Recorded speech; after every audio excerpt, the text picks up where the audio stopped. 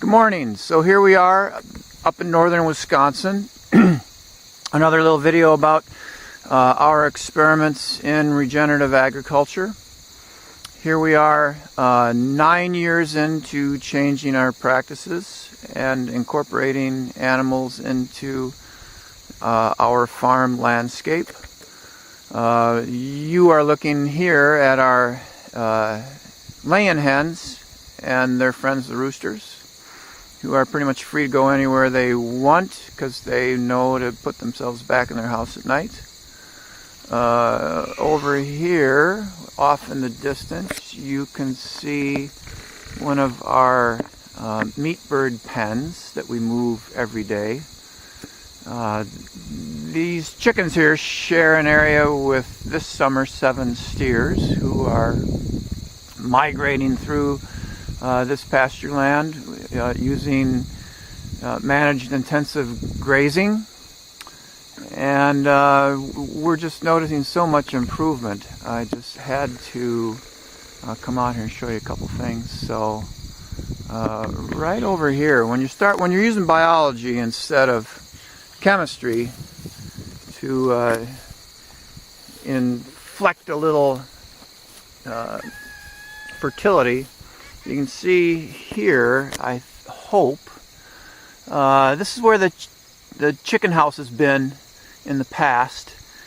Explosive growth in the grass around it as compared to where the animals haven't been. I'm kind of drifting over here to show you where we did our first bale grazing last winter. We usually use small squares, but we didn't have enough room for them in the barn, so we did some big round bales. Had them along this stretch right here. So again, I hope you can see how explosive the growth has been in just one season of bale grazing. So when the steers are out here, and yeah, they don't eat it all, and yeah, they knock it down and sleep on it and pee and poop on it and all of that stuff that they do, but this definitely is not waste. It is fertility just happening. If you look here as compared to where we still have some great growth going on out here, where the bales were, is just crazy. You can also see along this fence row, which is one of our semi-permanent paddocks, that we've put oak trees in along here because we're including woody perennials in our crops. We do have up in the distance here swales put in to capture rain runoff. This particular one here has oaks and hazelnuts, and actually 4 years later from planting them, we have our first hazelnuts this summer, which is kind of exciting. So yeah, really quick turnaround, relatively speaking. 1 year of explosive growth after bale grazing. We've been using managed intensive grazing out here for 4 years.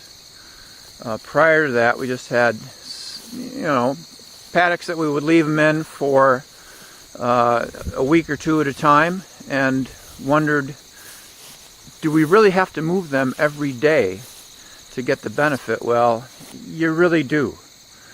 And this season we did a little better record keeping, and by the time we moved the steers back to where they started in May, it was like a full 90-day recovery. And it's just crazy how much fertility and soil improvement we're seeing here in just a short period of time. That's all I have to show you this morning. you should do this.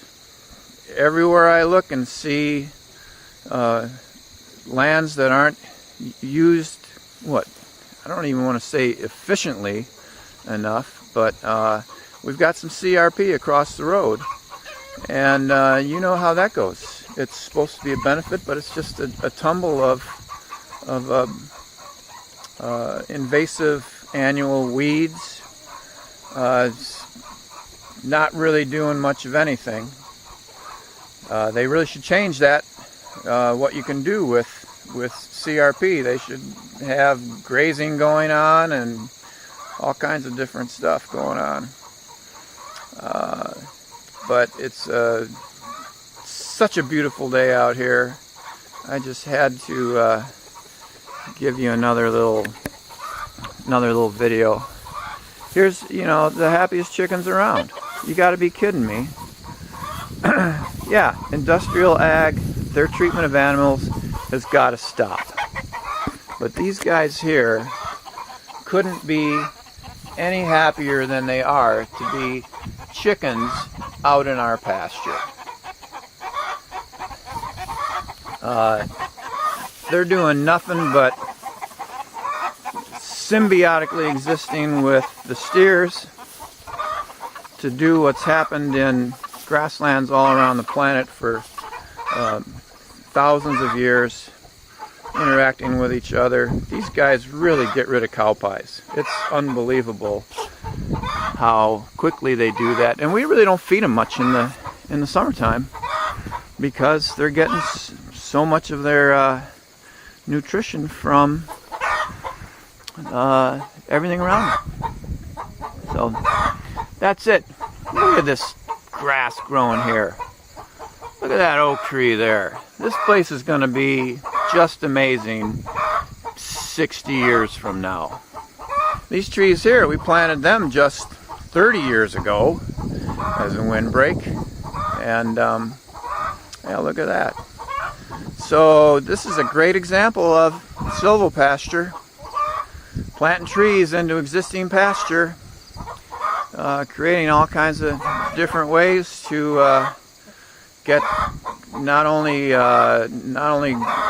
grass and beef and eggs and stuff, but hazelnuts, and we have fruit trees out there, and yeah, whoever gets this place next, it's in a trust. We'll pass it on.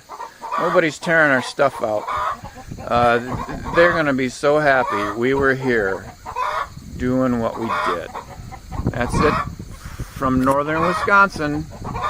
Have a nice day.